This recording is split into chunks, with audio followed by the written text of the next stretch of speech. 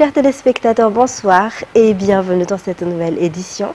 Arabaina Nachachni Asaramanch. À la une de l'actualité, le 26 juin 2023 marque le 63e anniversaire de la déclaration de l'indépendance de Madagascar. L'armée malgache fête également ses 63 ans. Un immense défilé a marqué cette double célébration au stade de Baré à Mamassen. Des milliers de personnes sont venues les célébrer ensemble avec l'armée et le président de la République, Andry Rajoelina. C'était également une occasion pour les militaires de confirmer leur engagement à servir le pays, à protéger la souveraineté nationale et montrer leur loyauté à l'endroit du chef suprême des militaires, le président de la République. Judikel Rajenirin, Intra-Tanjabé.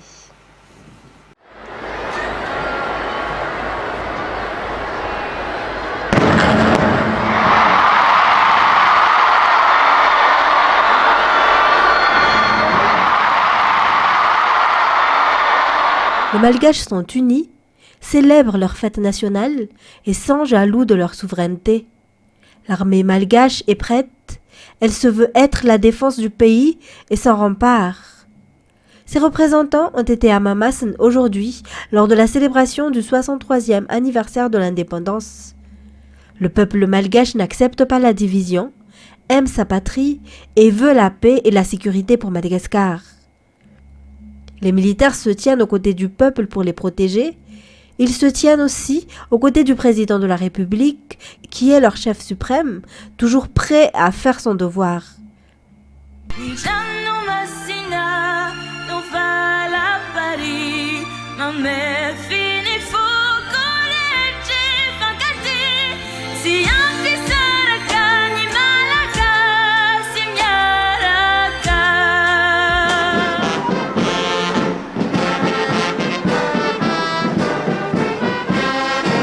La célébration d'aujourd'hui était particulière, car si la fête nationale doit célébrer la prise de position des militaires et que l'armée a toujours été privilégiée, les civils ont joué un rôle important dans cette célébration du 63e anniversaire du retour de l'indépendance. Parce qu'aujourd'hui, c'est le jour de tous les Malagasy, alors les gens ordinaires ont ouvert le spectacle ici à Mamassen. 3684 personnes ont participé à l'immense défilé, dont 404 étaient des femmes.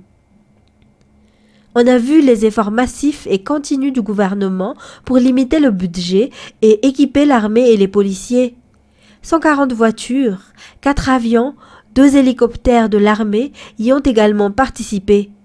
Il y avait aussi les motos de la gendarmerie et de la police nationale qui ont présenté un spectacle montrant leurs compétences et leur formation spéciale. Malagas Mraïn, Malagas Manjus a été la devise pour marquer le 63e anniversaire du retour de l'indépendance. Mamassen était plein comme un œuf.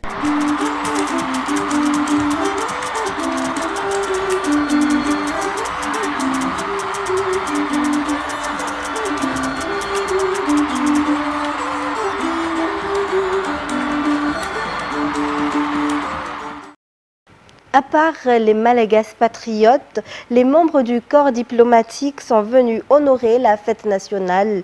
Seuls les opposants au pouvoir étaient absents, eux qui s'attendaient à tout ce que les Malagasy fassent autant. Miarvulatsferan, Felanarakutarsul, Braz 2100 et Asnarafalzanar.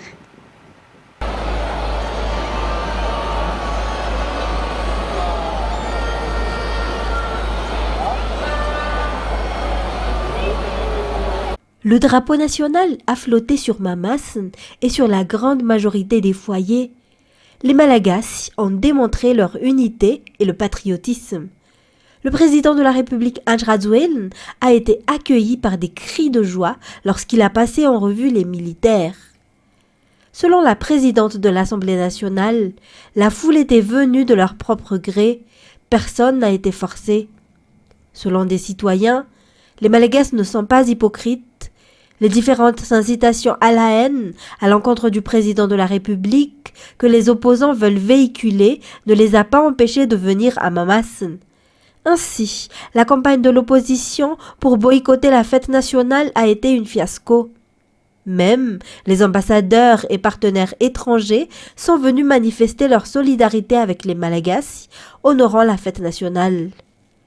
Les principaux membres de l'opposition ont été absents à Mamassn, même s'ils ont été invités.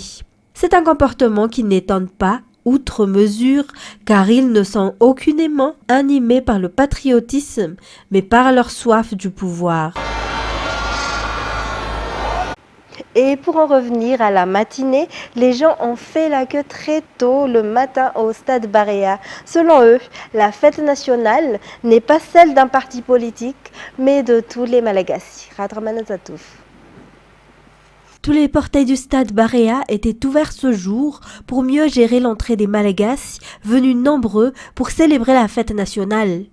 Parmi eux, certains sont venus de loin. Quoi qu'il en soit, nombreux sont ceux qui sont venus très tôt pour avoir une meilleure place.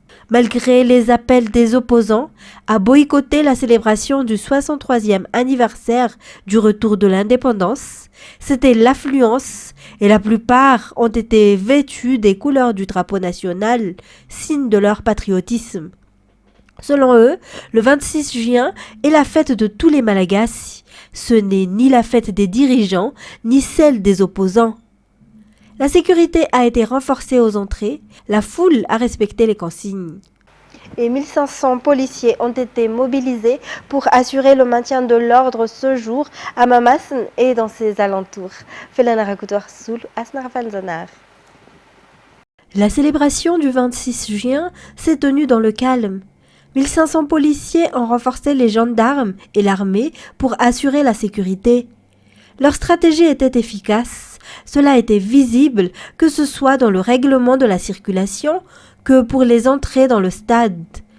D'après les explications du commissaire central, la police continuera le maintien de l'ordre, même après les fêtes. Une soirée exceptionnelle, les feux d'artifice ont été tirés du stade Barea où s'est tenu le grand gala évangélique et puis celui du lac Anoussi. Et comme d'habitude, ces endroits étaient noirs de monde. Tous ceux qui ont assisté aux feux d'artifice ont été satisfaits. Radraman Zatouf et Secharandianas nous font revivre l'ambiance. Le coup d'envoi des feux d'artifice a été vers 19h. Cela a commencé au stade Barea Mamassn, où s'est tenu le grand gala évangélique, et les tirs venant du lac Anoussi ont pris le relais. Aux alentours, les gens venus nombreux ont été époustouflés.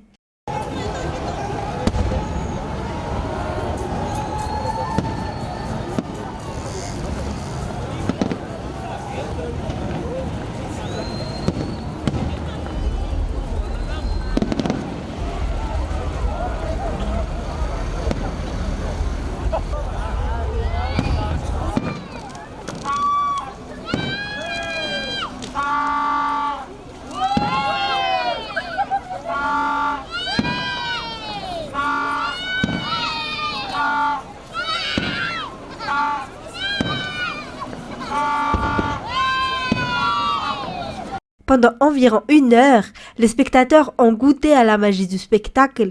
Petits et grands ont été satisfaits. Le froid était oublié le temps de ce spectacle d'artifice grandiose. Malgré la foule, le maintien de l'ordre a été sans faille. Les forces de l'ordre ont été présentes pendant toute la soirée. Les communes environnantes ont également marqué le 25 juin. Pour le cas de la commune de Bungatsar, dans le district d'Asimjan, un podium et des feux d'artifice ont eu lieu au stade de foot. Toujours un reportage de Radraman Zatouf et de Secharandianas. Le groupe Caleb et le groupe Wada Yangs ont chauffé le podium dans la commune de Bungatsar hier après-midi. Cela s'est poursuivi dans la nuit. Un show gratuit offert par la maire de la commune pour les habitants. Le groupe Caleb a animé la première partie.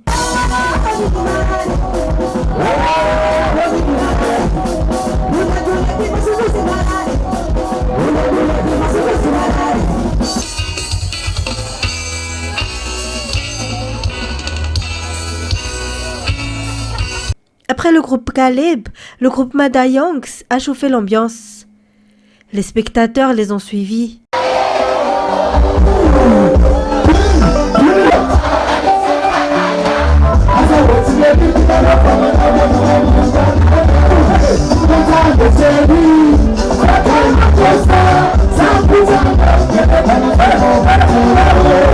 La mère et ses équipes ont assisté au show du début jusqu'à la fin.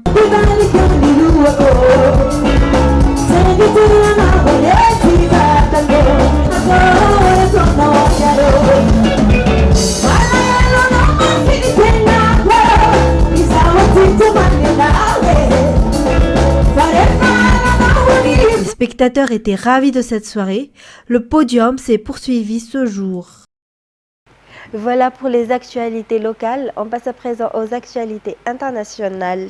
Une fumée âcre recouvrait dimanche Montréal d'un voile dû au feu de forêt toujours actif au Canada, en faisant la ville à l'air le plus pollué au monde, selon une entreprise spécialisée. France 24.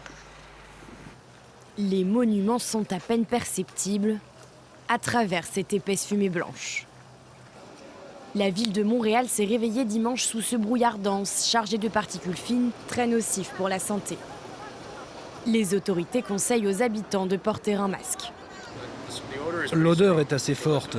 Dès que je suis sorti de mon immeuble, même avant en fait, j'ai senti la mauvaise qualité de l'air à travers les portes et j'ai immédiatement pris un masque.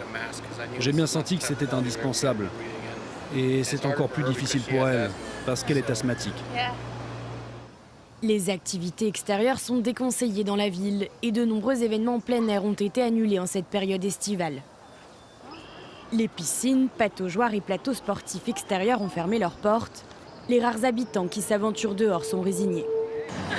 Je suis un peu triste de voir la ville comme ça, parce que du coup, on peut pas trop en profiter. Puis c'est un peu irrespirable au bout d'un moment, mais voilà. On sait que les pompiers font leur maximum pour rétablir la situation, donc on attend. Alors que le Québec est toujours en proie à d'impressionnants feux de forêt, plusieurs incendies ont progressé pendant le week-end. Le temps sec et les températures élevées compliquent les interventions des pompiers. Mercredi, 119 pompiers français devraient arriver dans la province canadienne pour épauler ceux qui combattent les incendies depuis début juin. Kyriakos Mitsotakis a prêté serment ce jour pour un deuxième mandat de Premier ministre de 4 ans après la victoire écrasante de son parti Nouvelle Démocratie lors des élections législatives de dimanche. France 24. Le bleu, couleur de la soirée en Grèce, est celle de la droite, vainqueur des législatives. Avec plus de 40% des voix, le parti Nouvelle Démocratie de l'ex-premier ministre réussit son pari, obtenir la majorité absolue. Je ressens un devoir plus fort de servir le pays de toutes mes forces.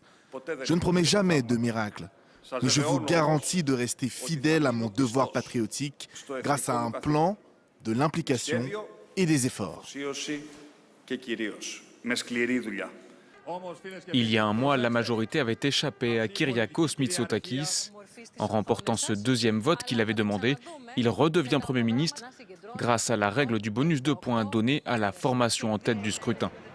De l'autre côté de l'échiquier politique, la gauche fait grise mine. Elle obtient moins de 18% des voix. Le chef de Syriza appelle à un changement profond au sein du parti. Nous avons subi une sévère défaite électorale. J'ajoute que je crois que le résultat de ce scrutin est principalement négatif pour notre société et notre démocratie. Ce qui inquiète Alexis Tsipras, les Spartiates. En dépassant le seuil des 3%, le parti, soutenu par le mouvement d'extrême droite Aube Dorée, fait son entrée au Parlement. La devise des Spartiates est « force et unité », deux choses qui malheureusement manquent dans notre pays actuellement. Après le combat difficile que nous avons mené pendant 3 semaines, je voudrais remercier du fond du cœur tous les Grecs qui nous ont fait confiance en votant pour nous.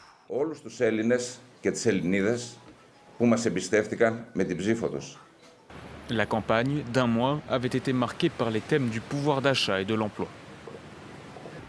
Et pour terminer, la mutinerie menée par Wagner n'affectera en aucun cas l'intervention militaire russe en Ukraine, a juré Moscou.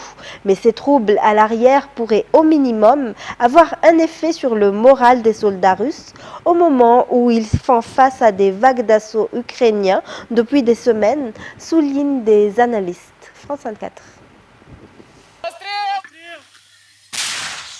Les forces ukrainiennes au combat hier après-midi sur le front de Zaporijjia. La fenêtre d'opportunité créée par les événements samedi en Russie a été très courte. L'armée de Kiev espère pourtant en profiter pour déstabiliser l'ennemi. Les soldats en repos en ville sont dans cet état d'esprit. J'espère que ça va générer une forme de panique sur le front, que leur morale, leur envie de combattre va baisser. En vérité, je ne comprends pas quelle est leur motivation pour mener cette guerre. Pour le moment, c'est trop tôt pour mesurer les effets réels sur le terrain. Peut-être que ça va réduire leur nombre, il faut attendre. Même état d'esprit chez les civils. Je pense que ça ne va pas changer grand-chose. Les Russes ne se retireront pas volontairement. Je ne crois pas que la guerre puisse s'achever rapidement en tout cas. Ça va réduire la pression. J'espère en tout cas. Peut-être moins de bombardements sur nos villes et sur notre armée. Un peu de tranquillité en effet. Quasiment pas de frappes russes cette nuit sur les villes ukrainiennes. Sur le front de Bakhmout, là où ont combattu les hommes de Wagner, les Ukrainiens ont légèrement progressé ces derniers jours. 600 à 900 mètres de territoire repris sur les flancs nord et sud de cette ville. La rébellion avortée de Prigojine va-t-elle durablement entamer le moral des soldats russes? C'est en tout cas ce qu'espèrent les autorités de Kiev. Et c'est la fin de cette édition. Mesdames et messieurs, je vous remercie de l'avoir suivi. Toute l'équipe vous donne rendez-vous dès demain pour de nouvelles actualités. Et restez avec nous tout de suite après la série Scandale. Au revoir.